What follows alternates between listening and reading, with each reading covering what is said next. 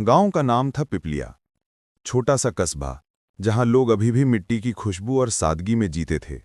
सर्दियों की सुबह थी।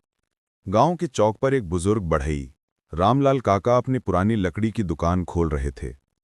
उनके बनाए खिलौने और लकड़ी के दीपदान गांव भर में मशहूर थे, लेकिन अब कम लोग खरीदते थे। काका के साथ उनकी 10 साल की पोती चांदनी भी बैठी थी। उसकी आंखों में मासूमियत और एक सपना था कि एक दिन वो अपने बाबा के जैसे ही सुंदर चीजें बनाएगी। तभी वहां एक चमचमाती एसयूवी आकर रुकी। गाड़ी से उतरा ब्लॉक ऑफिस का बाबू गोपाल सिंह, जो गांव में अपने रौब और रिश्वतखोरी के लिए जाना जाता था। सिगरेट पीते हुए बोला, "ओ काका, सुना है सरकार की तरफ से स्कूल के लिए लकड़ी के बेंच बनवाने का टेंडर मिला है तुम्हें?" काका ने हिचकते हुए कहा, "जी साहब, कलेक्टर मैडम ने बोला था कि लोकल कामगारों से बनवाना है, इसलिए हमें बुलाया।"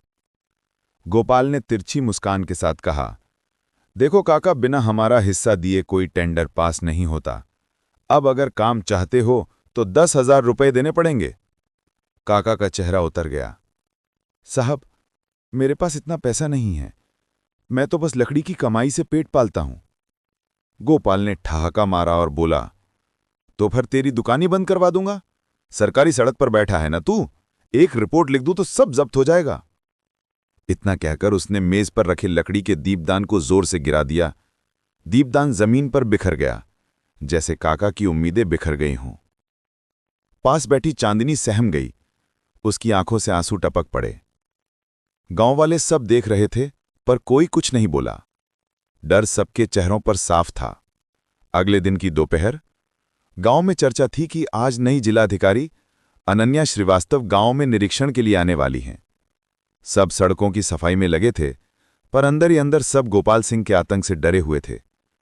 अनन्या गाड़ी से उतरी। सरल कपड़े, शांत चेहरा, लेकिन आंखों में तेज। उन्होंने सबसे पहले स्कूल का काम देखने की बात कही। रामलाल काका झिझकते हुए आगे आए। "मैडम, एक बात कहनी थी।" गोपाल सिंह ने झट से बीच में टोका, "अरे ये तो बूढ़ा पागल है मैडम, हर किसी पर इल्जाम लगाता रहता है, काम का नहीं है।" अनन्या ने शांति से कहा, "काका आप कहिए, क्या बात है?" काका की आवाज कांप रही थी। "मैडम, टेंडर पास कराने के लिए बाबू साहब ने पैसे मांगे, मैंने नहीं दिए तो मेरा सामान तोड़ दिया।" भीड़ में सन्नाटा फैल गया। गोपाल की गर्दन तन गई। "मैडम, झूठ है ये सब, ये बूढ़ा मुझे बदनाम कर रहा है।" अनन्या ने एक पल के लिए कुछ नहीं कहा, फिर मुस्कुराई और बोली, "ठीक है, हमें सच जानना है तो एक छोटा सा प्रयोग करते हैं।" उन्होंने अपने ड्राइवर से कहा, "ड्राइवर, वो छोटा कैमरा निकालो और यहां टेबल पर रख दो।" गोपाल के चेहरे पर पसीना आने लगा। अनन्या बोली, "अब जो भी सच बोलेगा उसकी आवाज रिकॉर्ड होगी। अगर तुम निर्दोष हो तो डरने की क्या बात है?" गोपाल की सांसें तेज हो गईं। वो बोला, "मैडम, मैं तो बस मजाक कर रहा था।" "मजाक? गरीब से रिश्वत मांगना, उसकी मेहनत तोड़ना, यही मजाक है तुम्हारा?" उन्होंने तुरंत आदेश दिया, "गोपाल सिंह को भ्रष्टाचार और धमकी के जुर्म में निलंबित किया जाता है। अभी इसी वक्त हिरासत में लो।" गांव के पुलिसकर्मी, जो अब तक डरते थे, पहली बार किसी को बिना हिचकिचाहे पकड़ रहे थे।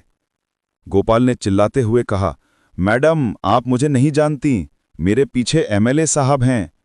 अनन्या ने सीधे उसकी आंखों में देखा, "तो उन्हें भी बुला लो, क्योंकि कानून के पीछे सच्चाई खड़ी है।"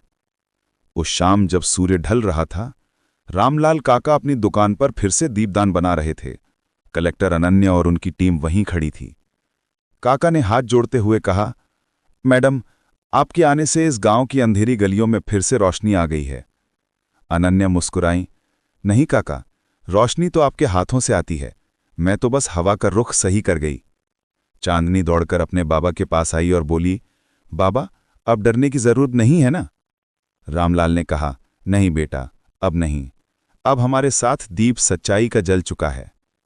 कहानी वहीं खत्म होती है जहां एक छोटा गांव, एक बच्ची की मुस्कान और एक सच्चे अफसर की हिम्मत मिलकर